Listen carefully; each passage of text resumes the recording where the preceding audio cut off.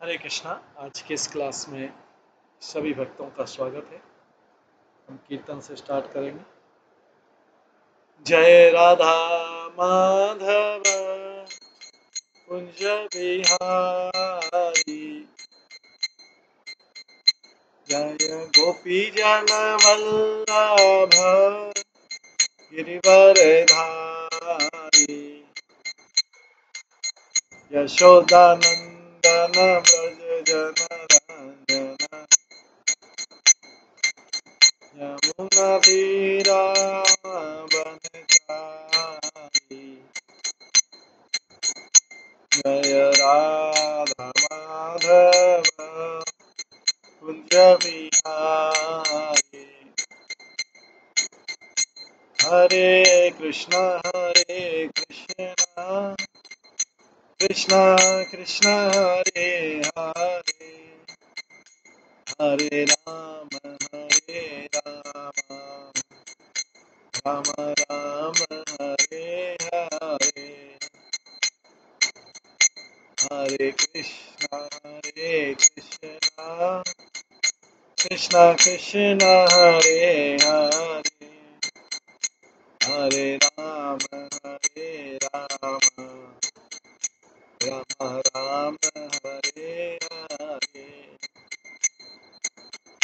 हरे कृष्णा कृष्णा कृष्णा हरे हरे, हरे राम राम राम हरे हरे,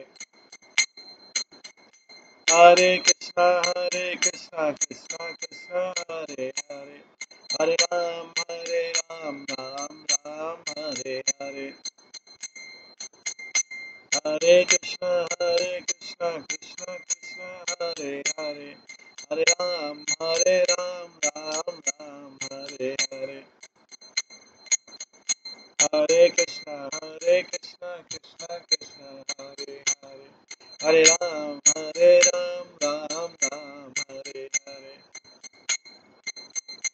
हरे कृष्णा कृष्णा कृष्णा हरे हरे, हरे राम राम हरे हरे, हरे कृष्णा कृष्णा कृष्णा हरे हरे, हरे राम राम हरे हरे, हरे कृष्णा कृष्णा कृष्णा हरे हरे, हरे राम राम हरे हरे, जय राधा गोविंद राधे,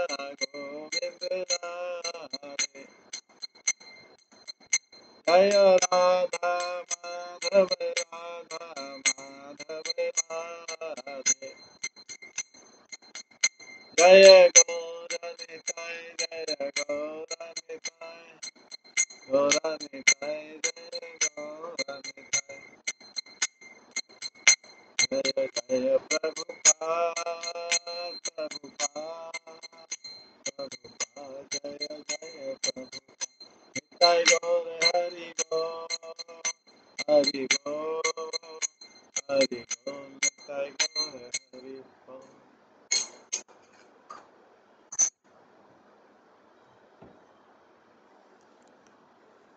हरे कृष्णा। आज की श्री बृहद भागवत अमृत क्लास में सभी भक्तों का स्वागत है। कल हम श्रवण कर रहे थे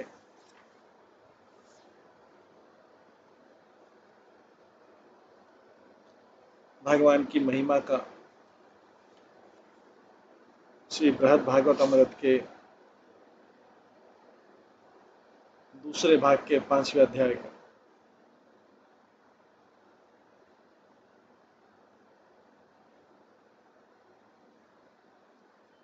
जिसमें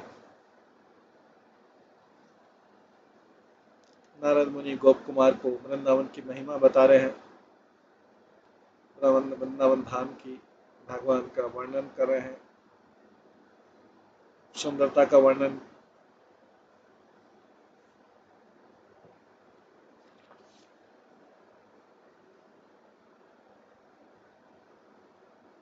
भगवान की बांसुरी का, पंछी का वर्णन कर रहे हैं।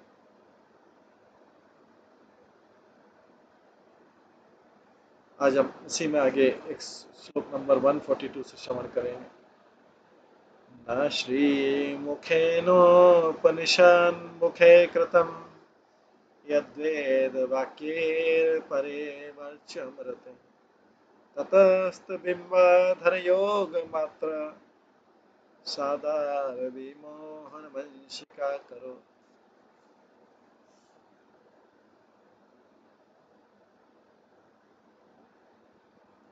उपनिषदों के जो शब्द हैं और जो दूसरे वैदिक श्लोक हैं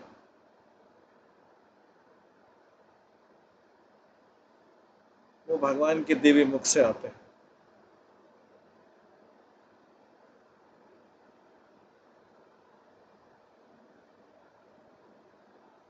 उपनिषदों के शब्द हैं और दूसरे जो वैदिक श्लोक हैं वो भगवान के अपने दिव्य मुख से आते हैं,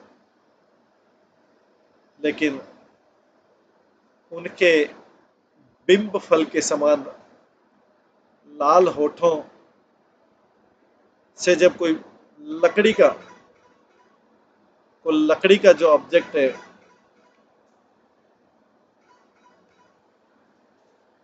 तो जो लकड़ी का वुडन ऑब्जेक्ट है, लकड़ी का है, कास्ट का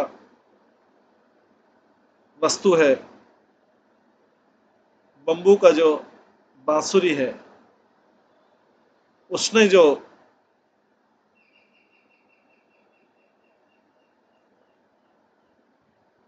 ध्वनि बनाया है वो ध्वनि वेदों के वेदों के शब्दों से भी ज्यादा अमृतमय है और किसी भी प्रकार के और विषय से ज्यादा।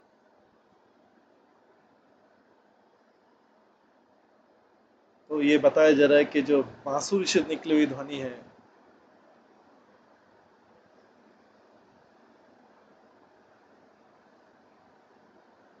मोन नेक्टेरियन ज्यादा अमृतमय है वेदों के शब्दों से और स्पीच के किसी भी प्रकार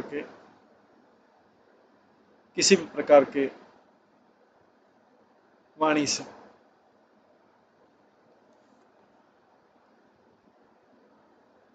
तात्पर्य, नारद अभी कृष्ण के बांसुरी की प्रशंसा कर रहे हैं, तो इसको बड़े स्नेह शब्दों से बोल रहे हैं, ममशिका, बंबू की छोटी फ्लूट। उसी समय किंतु वो सहायता नहीं कर सकते, बट बांसुरी के भगवान से जो अंतरंग संबंध है उससे ईर्ष्या महसूस कर रहे हैं, जो नारद मुनि जैसे व्यक्ति के पास कभी हो नहीं सकती। इसलिए बोल रहे हैं दारवी, वुडन ऑब्जेक्ट, लकड़ी की वस्तु।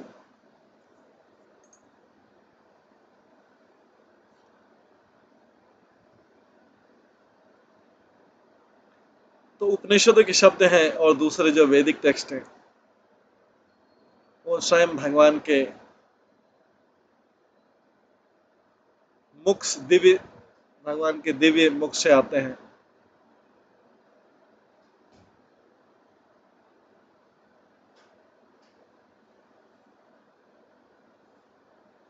पर अपने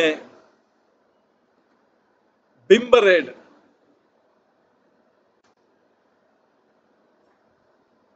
लिप्स से जो है, बिंब फल के समान जो लाल होठ है,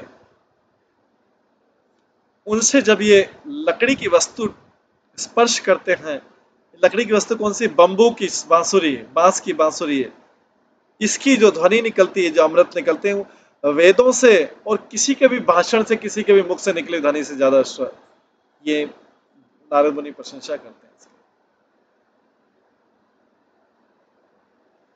विमानयाना सुरसिद्ध संघा समं वधुभि प्रणयाद मय्यन महेंद्र रुद्रारोहिणादयस्तु मुग्धाय गतावे स्मृत तत्प्रताप।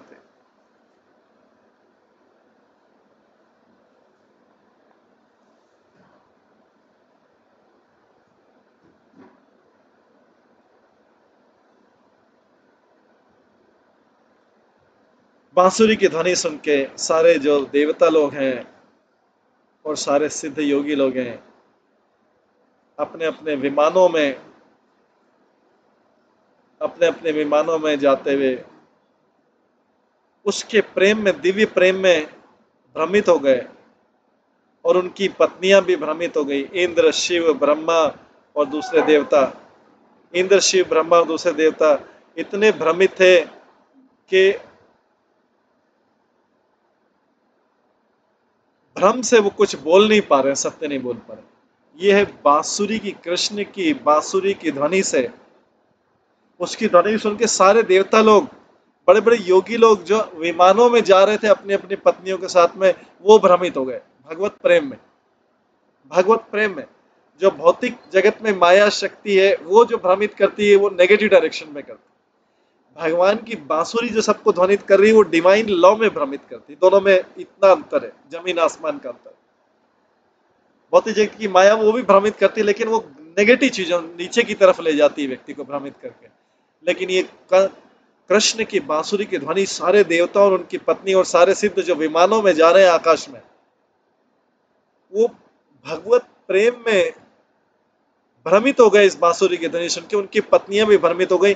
इंद्र, शिव, ब्रह्मा, दूसरे देवता उतने कंफ्यूज हो गए कि वो क्या, इस भ्रम के कारण वो जो बोलना चाह रहे बोल नहीं पा रहे, भ्रमित हो गए बांसुरी की ध्वनि। केवल भगवान के प्रेम में ही वो हो गए, उसमें डूब गए। उनको क्या करना चाहिए था ये भूल गए। तो कोई व्यक्ति अगर माया की बजाय, माया से भ्रमित होने की जगह भगवान की बांसुरी की ध्वनि में बजता जाएगा तो पॉजिटिव पॉजिटिव रहेगा। सर तात्पर्य जो है,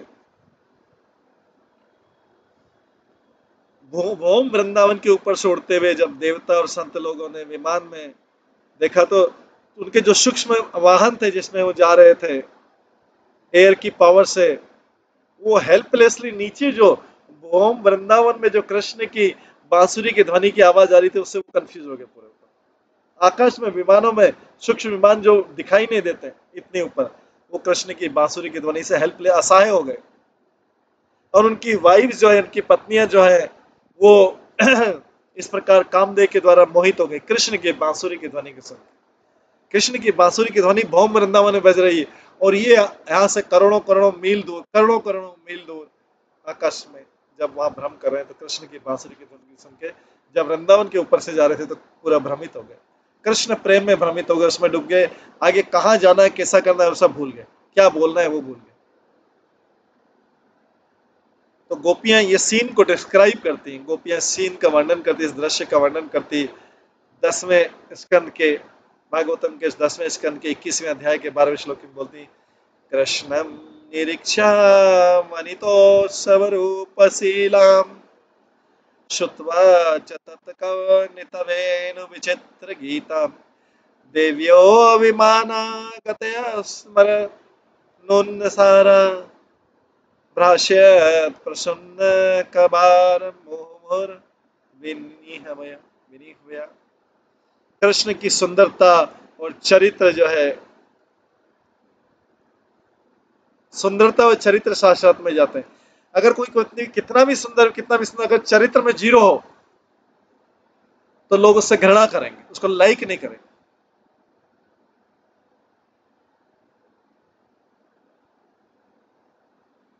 तो यहाँ पे बोला कि कृष्ण की सुंदरता, वास्तव में तो चरित्र भी सुंदरता का एक हिस्सा है। अगर चरित्र शून्य है तो कोई व्यक्ति उससे,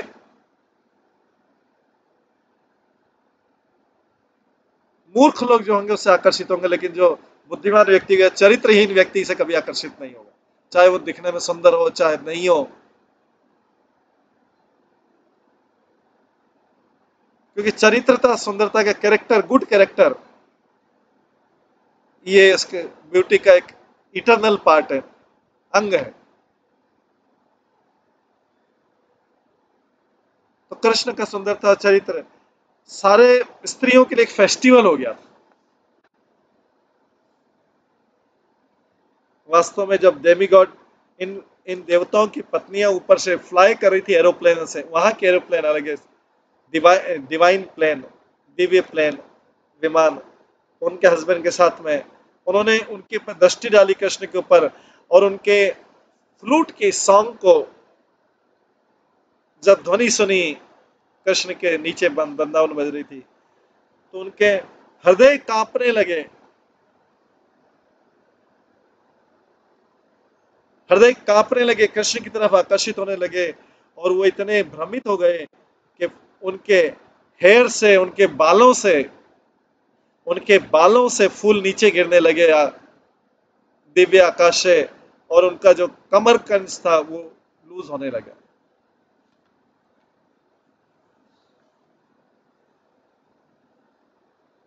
जब देवता और संत लोग अपने विमानों में वृंदावन की तरफ से ऊपर से जा रहे थे, तो उन्होंने सबसे पहले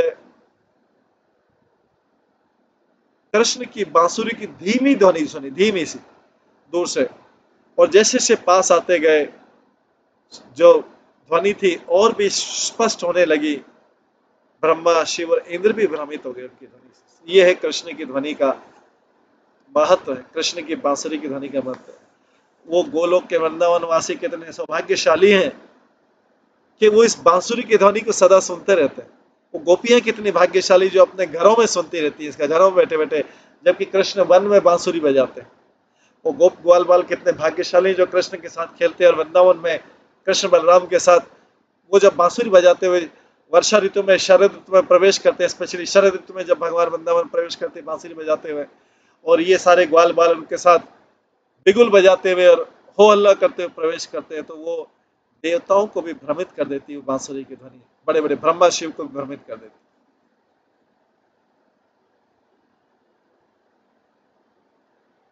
गोपियां मन मन सोचती, गोपी वेणु गीत में आता है, गोपियां सोचती हमारा तो जीवन व्यर्थ हो गया, हमारा जीवन व्यर्थ हो गया जो हमें घरों में बैठना पड़ा इस बांसुरी की ध्वनि के बाद। फिर वो वर्णन करती किस प्रकार से मोर उनके पास नाच रहा है, पक्षी उनके पास में बैठा है, हिरण उनके पास में बैठा है, गाय उनके पास में बैठा है, बादल है, वृक्ष है, वो सबकी प्रशंसा करती, भाग्य कर अपने भाग्य को कोसती कि हम बांसुरी की ध्वनि सुनने के लिए, देखने के लिए, ऐसे कृष्ण को देखने के लिए हम वृंदावन नहीं जा सकते, क्योंकि हमारे बड़े बुरे और गुरु लोग हैं, ये हमें जाने नहीं देते। विविध गोपाचरणेषु विदग्धो वेणु वाद्यार्धा निज शिक्षा तव सूतः सति यदाधर बिंबे दत्ता वेणुरन्यत् स्वराजति शशनस्तदपधारि सुरेशा शक्र सर्व ब्रह्मवेष्टि पुरगो काव्यानता कंधार चित्ता काशामलमयूर अनिश्चित तत्वतः। हे पुण्यवान माता यशोदा,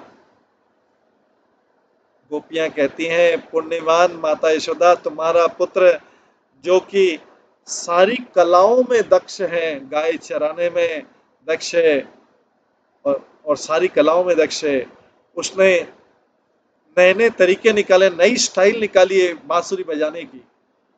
जब वो बांसुरी को अपने बिंब एक फल होता है, लाल कलर का फल होता है, वैसे होठ, लाल लाल होठ, वैसे जब उनके बिंब के समान लाल होठों पे अपनी बांसुरी को लगाता है, और हारमोनियस टोन में, अलग अलग सुंदर राग में, अलग अलग मेलोडी, अलग अलग स्वरों में जब ध्वनि निकलती है, तो ब्रह्मा जी, शिव जी, इंद्र और दूसरे बड़े बड़े देवता भी कंफ्यूज हो जाते हैं उस बांसुरी की ध्वनि को सुन के। हालांकि वो ब्रह्मांड के सबसे बड़े लर्नेड, सबसे बड़े विद्वान अथॉरिटी, विद्वान अधिकारी हैं तीनों लोग, वो निश्चित नहीं कर पाते हैं कि इस म्यूजिक का सार क्या है, और इसलिए अपने हृदय से और सिर से झुक जाते हैं पूरे के पूरे। ये ध्वनि उनको ऐसा कंफ्यूज कर देती। मुख्य देवता और संत लोग जो है, बड़े बड़े ऋषि मुनि, इतने ज्यादा कंफ्यूज, भ्रमित हो जाते हैं कि वो अपना परिचय भी भूल जाते हैं इस बांसुरी की ध्वनि के सुनने के बाद में। वो सोचते हैं कि अब जो है हम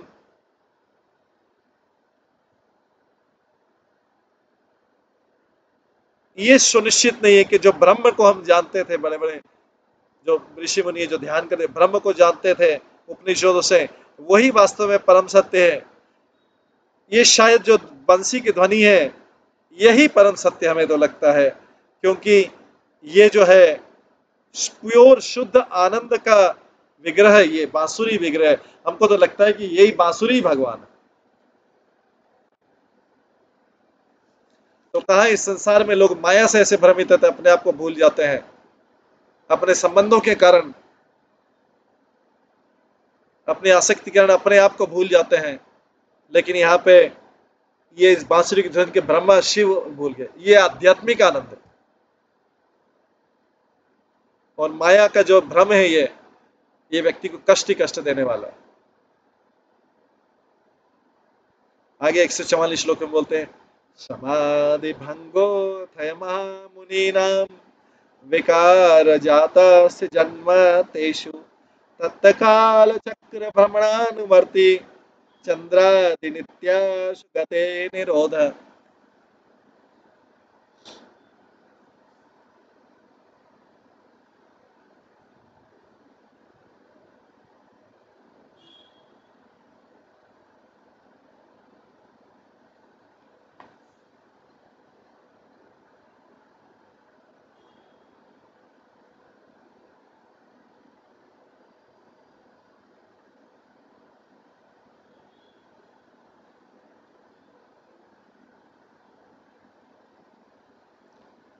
महान संत लोग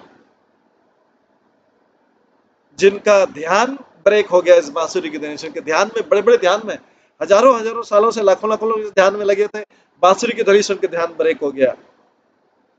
बड़े बड़े अप्सराएं आई, उनका ध्यान ब्रेक नहीं हुआ। बड़े बड़े स्वर्ग के म्यूजिक बजे, ध्यान ब्रेक नहीं हुआ। बहुत सारे लोगों ने आकर्षित करने का सोचा, उनका ध्यान ब्रेक नहीं हुआ। लेकिन कृष्ण की बांसुरी की ध्वनि से उनका सारा तपस्या ब्रेक हो गया। वे अपने अंदर से आनंद से, उनके अंदर से ट्रांसफॉर्मेशन, उन्होंने रूपांतरण देखा, अपने आनंद अंदर से निकल रहा है। और चंद्रमा की गति और दूसरे ग्रहों की गतियां रुक गई।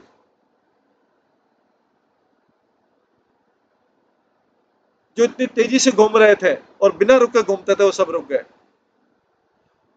वो तो जबकि काल चक्र को फॉलो करते हैं, जस्ट स्टॉप, जो काल चक्र को फॉलो करते हैं, जिसको काल को फॉलो करना पड़ता है, अनुसरण करना पड़ता है, वो सारी गतियां रुक गई कृष्ण की ध्वनि से, बांसुरी की ध्वनि से।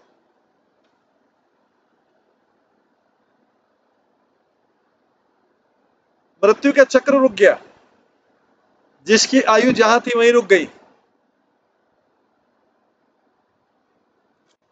तात्पर्य बताते हैं, केवल जो संत और महात्मा, संत और देवता ही नहीं, बल जो निराकारवादी थे इस पृथ्वी पे, भूमि पे कर रहे थे, निराकारवादी जो बड़े बड़े ध्यान में थे, निराकार का ध्यान कर रहे थे, वो भी कृष्ण की बांसुरी से आकर्षित हो गए।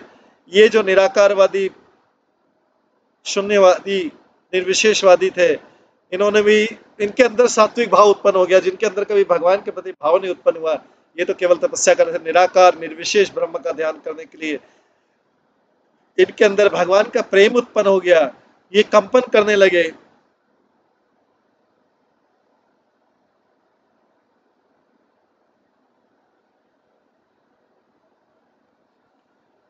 ये कंपन करने के लिए इनकी आंखों से आंसुओं की बाढ़ निकलने लगी।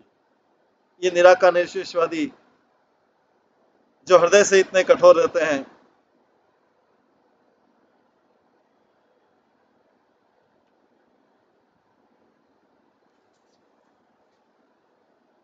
कांपने लगे।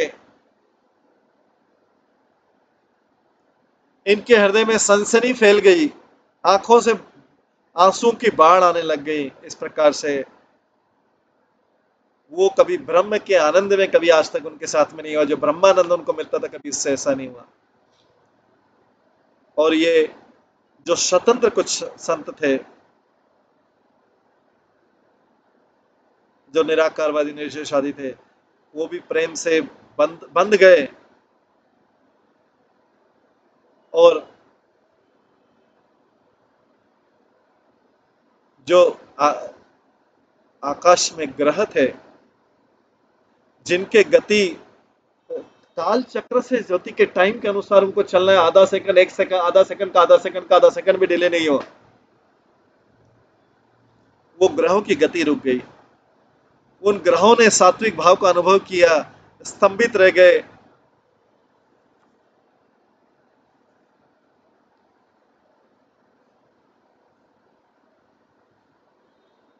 गोपियों के शब्दों से गोपियां कहती हैं, ब्रह्मा शिव इंद्र और दूसरे जो मुख्य देवता थे वो कंफ्यूज हो गए ध्वनि को सुन के।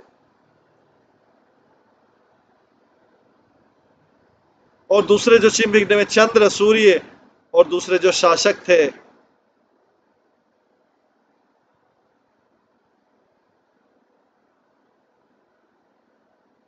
वो सबकी गति रुक गई। सुखदेव गोस्वामी रासलीला के श्लोक में बताते हैं कि वो उनकी गति भी रुक गई थी रासलीला में भी, जब कृष्ण ने बांसुरी बजी। कृष्ण विक्रीडिताम्बकस्य मुमुहुखेक्षर स्त्रिया कादम्बरादितः साशंकश्च शशांक्ष सागान विस्मितो भावत। देवताओं की पत्नियां कृष्ण की जो लीलाओं हैं अपने एरोप्लेन से जब विमानों से देख रही थी, वो इतनी समाधि में चली गई और काम से पीड़ित हो गई।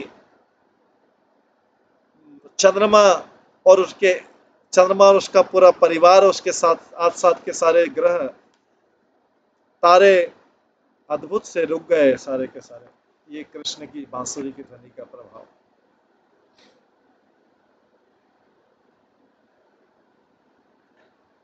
गोपाश्च कृष्णे अर्पित देहिका तमनो निजाचार विचार चंचला लोकाद्यार्थेश अनपेक्षितात्र भार्यम अपि स्वसस्य नामन्ति तत्प्रियम।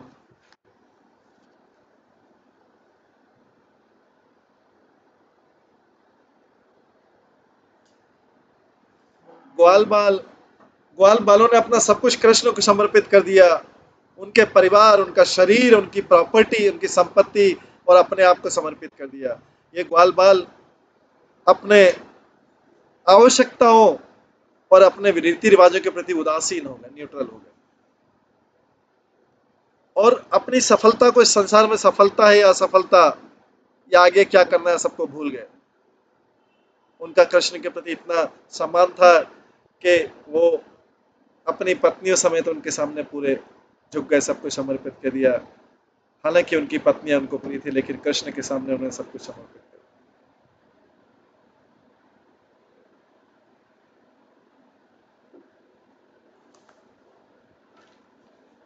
तात्पर्य, जो लोग कृष्ण से परिचित नहीं है, खाली वही भ्रमित नहीं हुए, उनके क्लोज फ्रेंड, एकदम मित्र जो साथ में थे, फैमिली मेंबर्स, वो भी भ्रमित हो गए कृष्ण की बांसुरी के। जो गोप ग्वाल बाल थे ब्रज के, उन्होंने कृष्ण को अपना सब कुछ दे दिया था। जो भी कुछ था कृष्ण को दे दिया था। अपने बच्चों को और अपनी पत्नियों को भी कृष्ण को दे दिया था, कृष्ण ने समर्पित कर दिया था। इसलिए हरिवंश में लिखा है, गोप जो है नंद महाराज को बोलते हैं, अद्य प्रभृति गोपानाम गावम गोस्थाश्च चानगा आपतस्यु शरणम कृष्ण प्रभुश्चायत लोचन। आज से नंद महाराज से गोप ग्वाल बोलते, आज से ओ पाप रहित नंद, आज से भयानक से भयानक स्थिति में भी ब्रॉड आइड, जो बड़ी बड़ी आंखों वाले कृष्ण हैं, वो जो है ग्वाल बालों के और गायों के आश्रय रहेंगे और हमारा सारा समाज कृष्ण का आश्रय रहेगा। हम हमारे सबके स्वामी रहेंगे। नंद महाराज से सारे ग्वाल बाल बोल देते, जबकि कृष्ण उस समय छोटे से बालक थे। हमारी होल कम्युनिटी, मतलब गोप का मतलब है गोपियों का भी बोल रहे थे, यंग गोपियों का भी, पर थोड़ा शर्मा रहे थे कि वो बताना नहीं चाह रहे थे कि यंग गोपियों का भी कृष्ण से संबंध है। हालांकि गोप लोग जानते थे बहुत अच्छी तरीके से कि उनकी पत्नियां भी जो है वो कृष्ण से ही संबंधित है। इसलिए जब गोप रेफर करते थे उनको भार्य, तो जो उनकी पत्नियां हैं वो जानते थे, जब अपनी पत्नी को भार्य बोलते थे उसका मतलब ये जानते थे कि हालांकि गोप ग्वाल बाल उन पत्नियों का पालन कर रहे हैं, लेकिन वो पत्नियां कृष्ण को आनंद देने के लिए, कृष्ण को प्रसन्न देने के लिए उनके लिए नहीं है।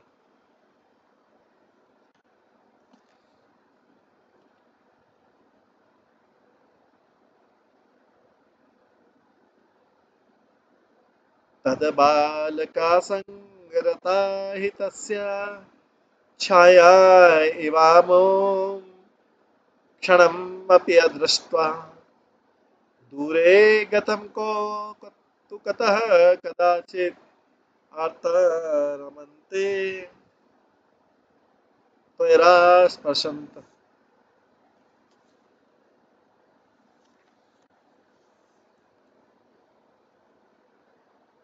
ग्वाल बालों के जो छोटे ग्वाल बाल हैं वो कृष्ण की संगत में इतने आसक्त थे कि वे उनकी परछाई के समान काम करते थे।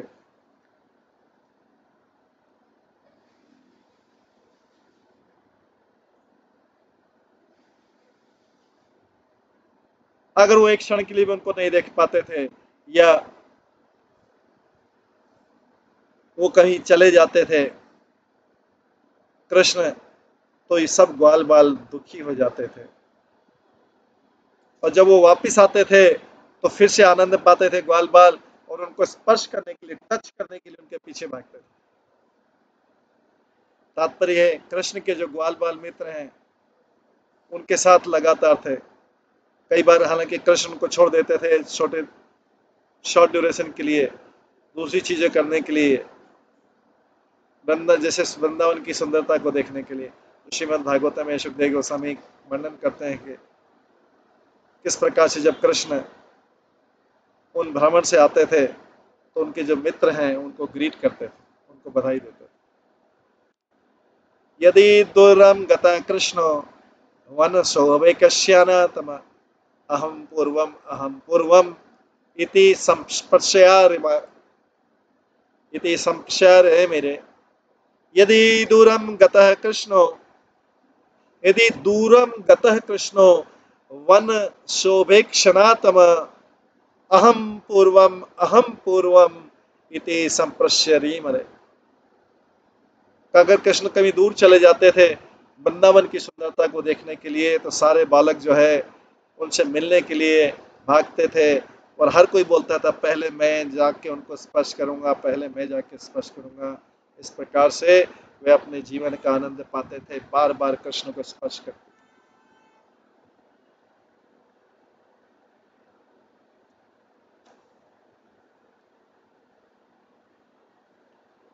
राधा दास्या राधा दास्या परम भगवतस्यो पद्मजिति पत्यात्मजी जादिन लोकान् धर्मानिहमपि परित्यज्य भावं तमप्त येनाजस्त्रं मधुरकटु केवारिकुलास्थितिकारेर्मुग्धा किश्चित्तरुगतिमिता नानुसन्धातुमीशा। जो राधा और दूसरी जो गोपियां थी, राधा और दूसरी जो गोपियां थी बहुत भाग्यशाली गोपियां थे। उन्होंने अपने अपने पतियों का त्याग कर दिया, अपने बच्चों का त्याग कर दिया, और दूसरे संबंधी का त्याग कर दिया। अपने अगले जीवन का क्या लक्ष्य है वो भी त्याग कर दिया, अपने धार्मिक सिद्धांतों को त्याग कर दिया, अपनी लज्जा को त्याग कर दिया, अपने प्रेम को, अति आनंद के प्रेम को त्याग कर दिया।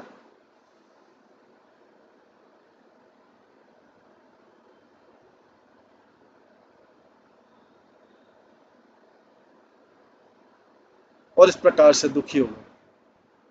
इस अवस्था में उन्होंने बड़ी मधुर ध्वनि में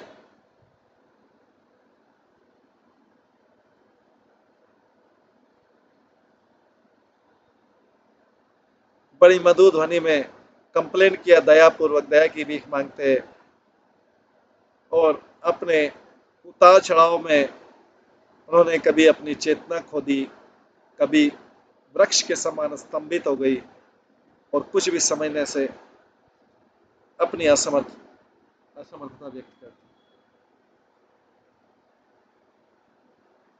तात्पर्य बताते कि रुक्मणी और जो भगवान की दूसरी रानियां द्वारका में, वो भगवान की संगिनी है, पर जो गोपियां हैं श्रीमती राधारानी के द्वारा, वो फेवरेट डिवोटी हैं परम भगवान की।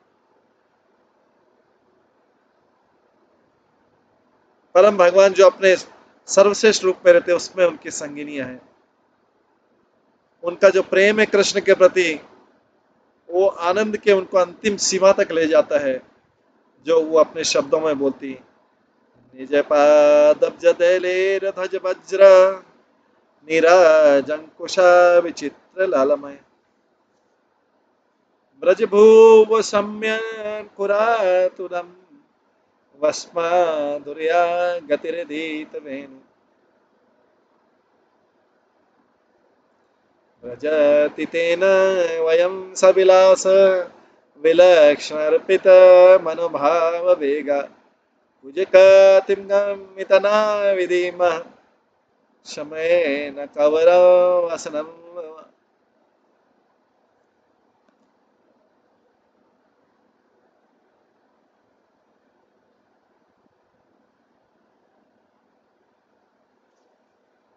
जैसे कृष्ण जो है टहलते हैं, ब्रज में टहल रहे हैं, अपने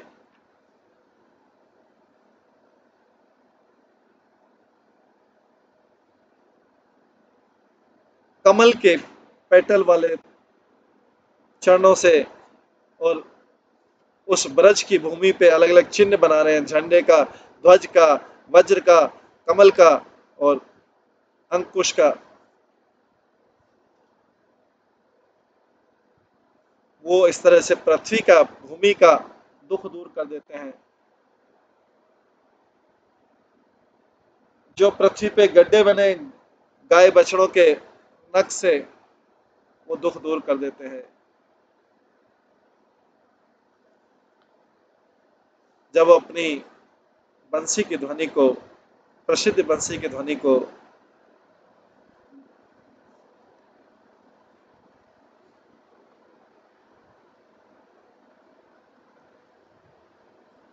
उनके शरीर जो है एलिफेंट जैसा टहलता है, एलिफेंट बड़ी शान से चलता है, कृष्ण ऐसे शान से टहलते थे। ग्रेस ऑफ एन एलिफेंट, उनकी बॉडी मूव करती है जैसे एलिफेंट का ग्रेस, एलिफेंट के जैसा सौंदर्य से। तो गोपियां बोलती है, हम गोपियां जो हम कामदेव के द्वारा उत्तेजित हो जाती, जब कृष्ण जो है अपनी प्लेफुली दृष्टि से हमें देखते थे और हम वृक्ष के समान खड़े हो जाते थे, हम ये भूल जाते थे कि हमारे सिर के बाल खुल गए हैं, हमारे वस्त्र लूज हो गए। नारद कहते हैं कि गोपियों की शिकायत है कि माधुर्य कौतुक के रूप में, माधुर्य कौतुक का मतलब बिटर स्वीट, जो इनको सुनते हैं वो इनका आनंद देख के आनंदित हो जाते हैं, इनका दुख देख के दुखी हो जाते हैं। ब्रज में रहने वाले सारे लोग जो कृष्ण में, जब कृष्ण की उपस्थिति थी, हमेशा उनके पूरे पूरे प्रेम में डूबे रहते थे। बस जब कृष्ण अपनी बांसुरी बजाते थे तो उसका जो प्रेम है वो असीमित अवस्था में चला जाता था। खाली उन्हीं को अफेक्ट नहीं करता था जो कृष्ण के प्रेम में, पर जीवित और निर्जीव सभी चीजें को प्रभावित करता।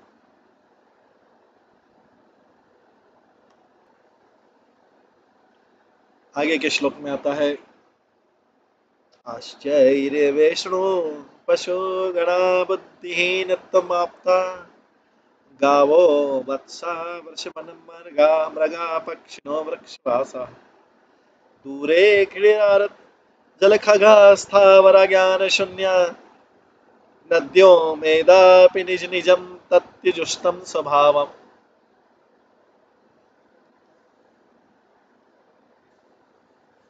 सुनो,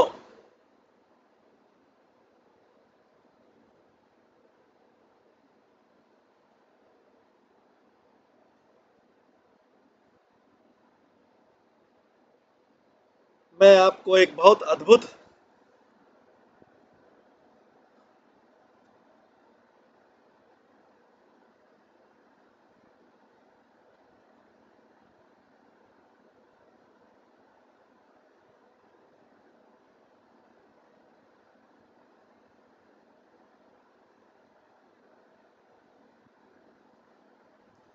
सुनो, मैं आपको एक बहुत अद्भुत चीज बताने जा रहा हूं।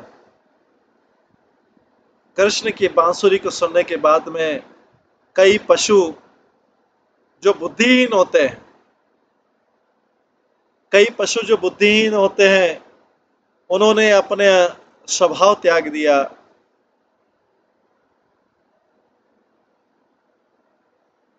गायों ने, बैलों ने, बछड़ों ने, और जो जंगली जानवर रहते हैं वन के, उन्होंने, और जो पक्षी हैं जो वृक्षों पर रह रहे हैं, और जो जल में रहने वाले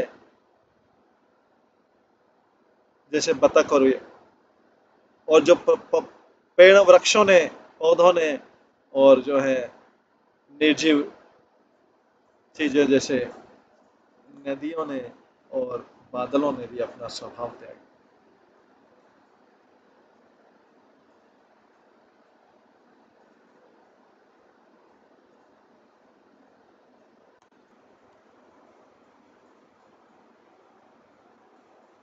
तो ये कृष्ण की बांसुरी की ध्वनि सुन के जीवित और निर्जीव सबका एक जैसा स्वभाव हो जाता है, स्वभाव छोड़ देते हैं अपना।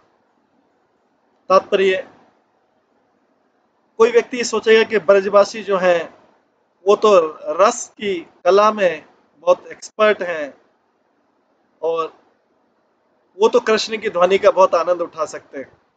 लेकिन बाकी लोगों के, डल एनिमल जो बुद्धि रहित पशु हैं, या उससे भी ज्यादा नदियां और बादल, वो भी वही आनंद का अनुभव कर रहे हैं कृष्ण की ध्वनि का। तो जो वृंदावन के क्रिएचर हैं,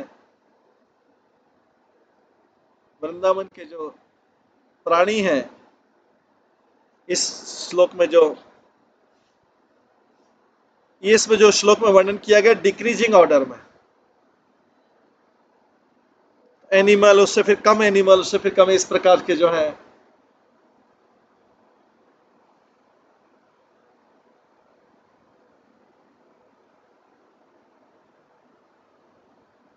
और गायों और बैलों और बछड़ों के साथ में विलेज एनिमल में बफेलो है, भेड़ है, बकरे हैं, ये जो डोमेस्टिक एनिमल है, ये तो इनकी कृष्ण के साथ रोज की कंपनी रहती थी, संग रहता था। और जो वन में रहने वाले हिरण है और दूसरे पशु हैं, वो कम देख पाते थे इनको, पर वो भी कृष्ण के प्रेम का आनंद का अनुभव करते थे जब वो कृष्ण के बांसुरी की ध्वनि सुनते थे। जो पक्षी हैं वृंदावन के वन में जो फ्रिक्वेंटली जाते रहते हैं, वो कृष्ण को तब से जानते हैं जब कृष्ण उन वृक्षों के नीचे, उन वृक्षों के नीचे सोते थे, रेस्ट करते थे, या जो पक्षी जो हैं वो उन झीलों में रहते थे दूर दूर, वो भी कृष्ण की ध्वनि को सुन के पास में चले आते थे। जो नहीं चलने वाले अचर है, जैसे वृक्ष हैं, झाड़ियां हैं, लताएं हैं, और जैसे रिवर, नदियां हैं, और बादल हैं, ये भी कृष्ण के फेस्टिवल को, उत्साह को ज्वाइन करते थे कृष्ण जब बांसुरी की ध्वनि बजाते थे। और ये जब सारे जीव रहते थे, इसके अलावा ब्रज में ब्रज की सतह पर जो रहते थे, और वो भी जानते थे, जो स्काई में रहते थे वो भी उस फेस्टिवल में ज्वाइन कर लेते थे। वो फेस्टिवल है बादलों का फेस्टिवल।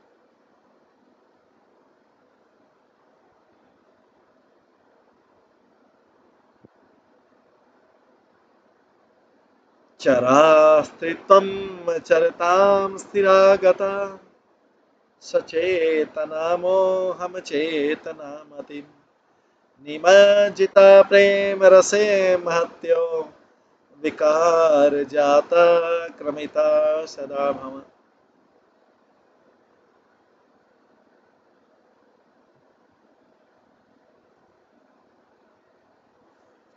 जो चलने वाले प्राणी हैं वो अचर हो जाते थे, और अचर जो है वो चलने लगते थे।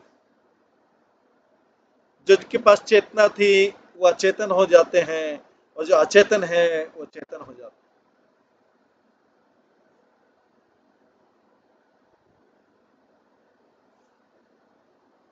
वास्तव में ये जो प्राणी हैं और विश्व वस्तुएं हैं, ये प्रेम रस में डूब जाती हैं और आनंद के रूपांतरण से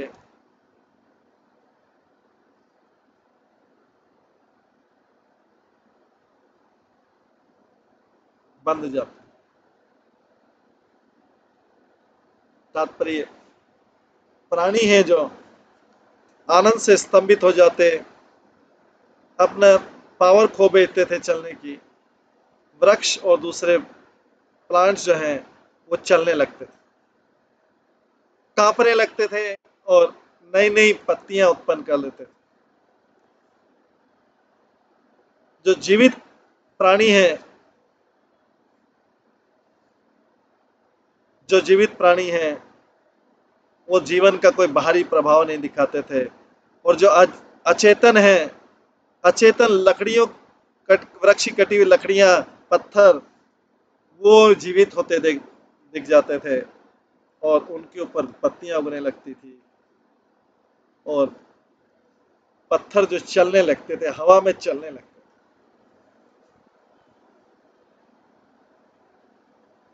सारे ये अद्भुत चिन्ह कृष्ण की ध्वनि से चिन्हित हो जाते। गोपियों के शब्दों में, गा गोप केरनु वनम नयतुरुदार वेणु स्वनेह कल्पतस्तनु सुशंक।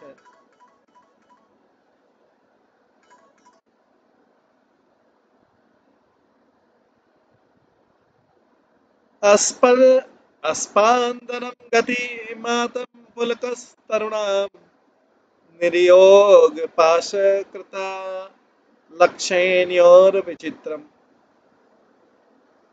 प्रिय मित्र, जैसे कृष्ण बलराम जंगल से जाते थे अपने ग्वाल बालों के साथ में, गायों को चराते हुए, वो अपने हाथ में रस्सियां ले जाते थे जो गायों के पीछे के पाँव में बांधने के लिए होती है, जब गायों का दूध निकालते हैं। जब भगवान कृष्ण बांसुरी प्ले करते थे, बांसुरी बजाते थे, तो उसकी जो मधुर ध्वनि है, वो जो चलने हुए प्राणी है वो स्तंभित हो जाते थे, और स्तंभित प्राणी जो है चलने लगते थे, कांपने लगते थे आनंद से। ये वास्तव में जो है बहुत ही अद्भुत चीज है।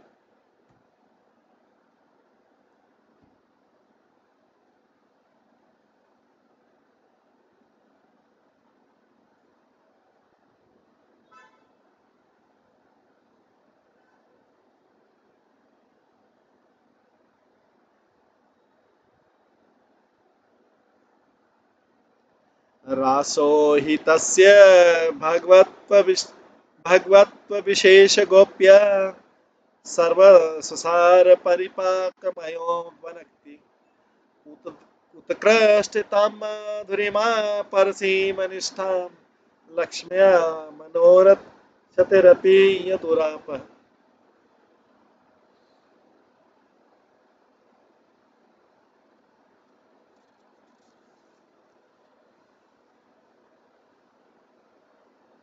भगवान का जो रास डांस है,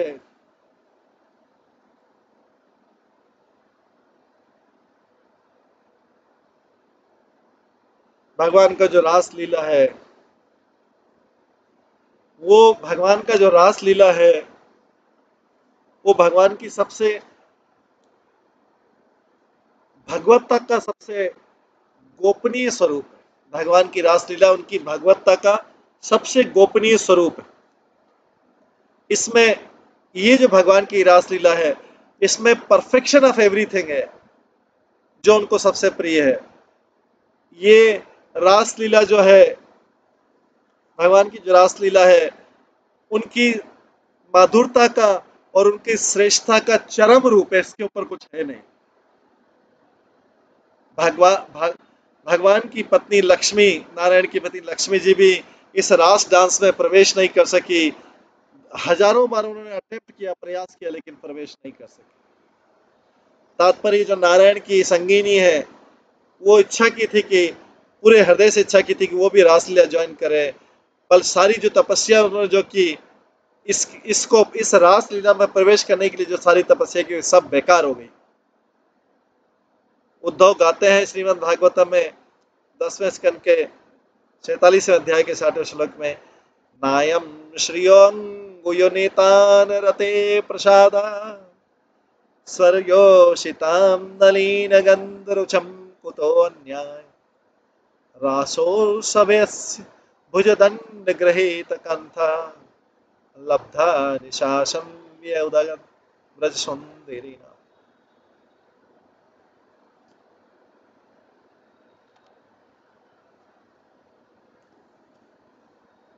जब भगवान कृष्ण गोपियों के साथ डांस करे थे रासलीला में, तो जो गोपियां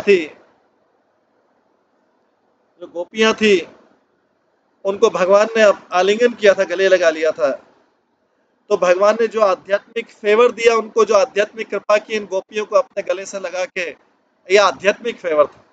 ये भौतिक तरीके से गले लगाने थे। आध्यात्मिक फेवर जो दिया, आध्यात्मिक कृपा दी, वो कभी आज तक लक्ष्मी जी को या आध्यात्मिक जगत में उनकी दूसरी संगिनियां जो है भगवान की, जो दूसरे पत्नी है, भूदेवी, श्रीदेवी, लीला देवी, ये सब जो इनको कभी आज तक नहीं मिली।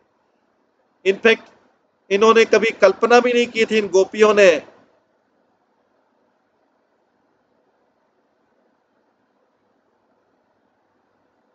और न स्वर्ग की कभी किसी अप्सराओं ने किसी ने कल्पना की थी। स्वर्ग की अप्सराएं तो जिनका शरीर का चमक और जिनके शरीर से जो सुगंध निकलती है वो सबको प्रभावित कर देती है। और सांसारिक स्त्रियों की तो बात ही क्या किया जाए, जो केवल भौतिकता से, भौतिक अनुमान से कुछ सुंदर हो सकती है। लेकिन गोपियों को वो कृपा थी जो लक्ष्मी देवी को नहीं मिली, स्वर्ग की अप्सराओं को नहीं मिली, और भौतिक जगत की स्त्रियों की तो बात ही क्या किया जाए। गोपियों का जिन्होंने कृष्ण का आलिंगन स्वीकार किया रास डांस में, उनको गले जो लगाया था कृष्ण ने, वो लक्ष्मी जी से भी ज्यादा फेवरेबल है भगवान के लिए। और भगवान को जो रास लीला है मोस्ट ग्लोरियस, भगवान की जितनी लीलाओं में उसमें सबसे सर्वश्रेष्ठ लीला है रास लीला।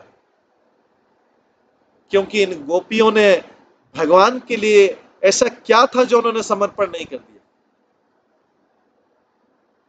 ऐसा क्या था, उन्होंने सारे संबंध, अपने संतान संबंध, माता पिता,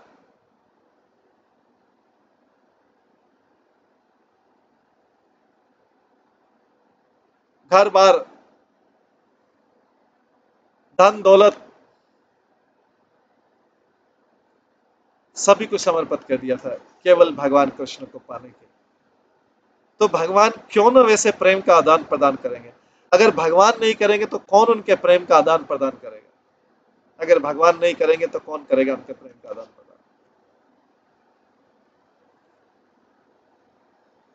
अहो वेदग्धि समधुरम मधुरा श्री भगवत समाकर्षत्युचेत गतिकृतिं कस्य न मनः कुलस्त्रीणां तासां अनुभुवि तथा कर्षणो मथो तथा वाक्य चातुर्य सपदेरुदितं ताभिरपि।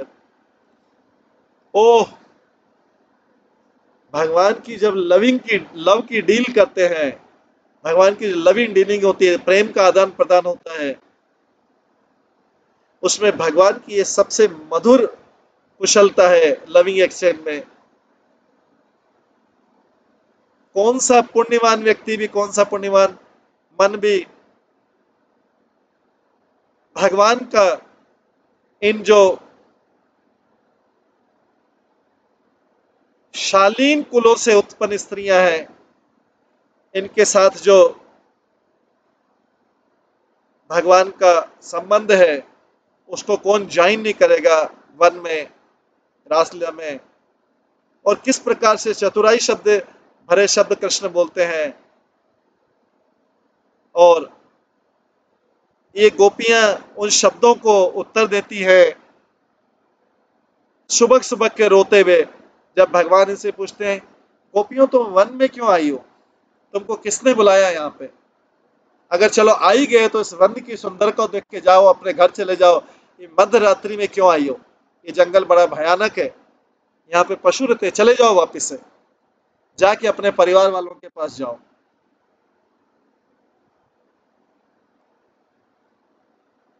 तो गोपियां तो सारा कुछ छोड़ के आई थी कि कृष्ण को अपना लेंगे, लेकिन कृष्ण कैसे कठोर शब्दों को, चतुराई भरे शब्द सुनकर गोपियां जोर जोर से रोने लगी, क्योंकि उन्होंने तो सब कुछ त्याग दिया था, अपना घर परिवार, माता पिता, पति, बंधु, संतान, धन दौलत, सब कुछ त्याग दिया था। अब तो उनके पास वापस जाने के लिए कुछ बचा नहीं था।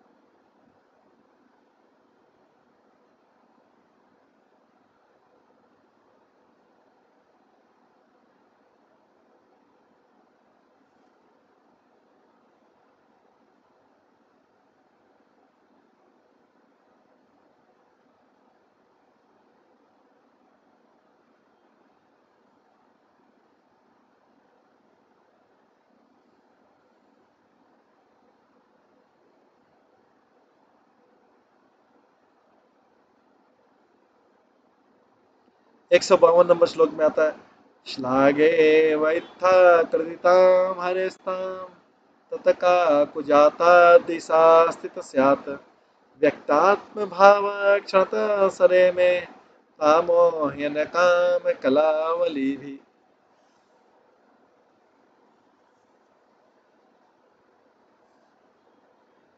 मैं तो प्रशंसा ही करता रह गया भगवान की एक्सपर्टाइज की, कुशलता की, कि उनकी उन्होंने गोपियों से अपने मन को कैसे छुपा रखा था। जब उन्होंने गोपियों ने कंप्लेन किया उनको, बट फिर से जब गोपियां रोने लगी भगवान के सामने, उन्होंने, भगवान ने अपना ट्रू फीलिंग बताया, अपना सही अनुभव बताया, और उन गोपियों के साथ में रासलीला का प्रारंभ किया। तात्पर्य में आता है, शुद्ध भगवान की शुद्ध पूजा जो है, सेवा है, उसको पावर है उसमें, कि भगवान के अंदर और बद्ध जीवों के अंदर जो आध्यात्मिक इच्छाएं हैं, उनको जगाने का इस शुद्ध सेवा में ये भाव है।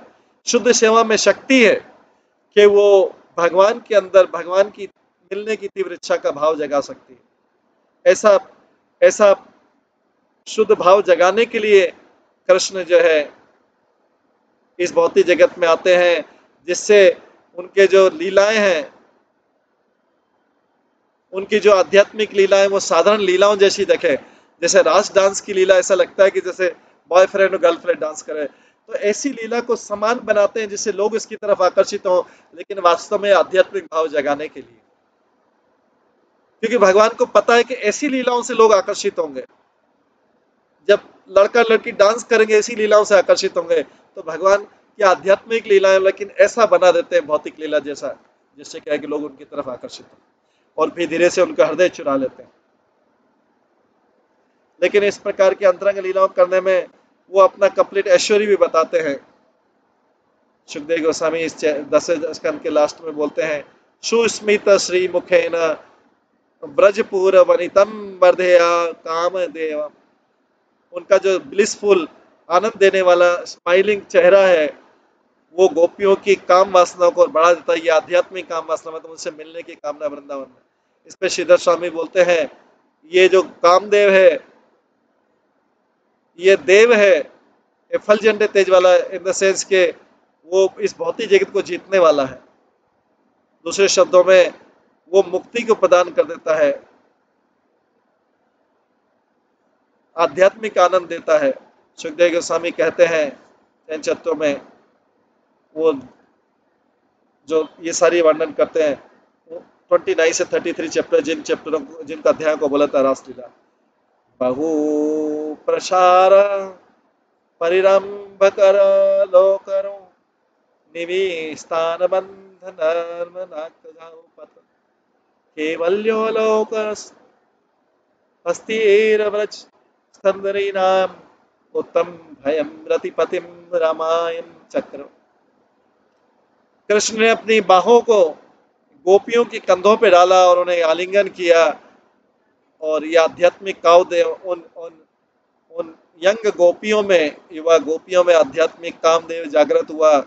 भगवान के हाथों का स्पर्श करके, उनके बालों का स्पर्श करके और उनके साथ हंसी मजाक करके, उनकी तरफ दृष्टि डाल के, उनकी तरफ हंस के, इस प्रकार से भगवान ने ये रासलीला का आनंद लिया। ये है भगवान की लीला, वृंदावन की लीला।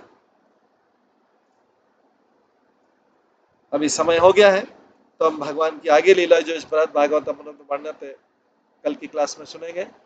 आज की क्लास को यहीं पे विराम देते हैं। सभी भक्तों का बहुत बहुत धन्यवाद। सब भक्तों के लिए एक बार हरे कृष्ण महामंत्र का जप करते हैं। हरे कृष्णा कृष्णा कृष्णा हरे हरे, हरे राम राम राम हरे। श्री बृहद भागवत अमृत की जय, श्री सनातन गोस्वामी की जय, श्री प्रभुपाद की जय, सभी भक्तगणों की जय। इस प्रकार से इस बृहद भागवत अमृत में अभी द्वारका में उपस्थित है हालांकि गोप कुमार और नारद, लेकिन नारद मुनि गोप कुमार को ब्रज ले जाने से पहले, ब्रज के लिए प्रेरित करने पहले सारी ब्रज की लीलाओं का श्रवण कर रहे हैं, जिससे गोप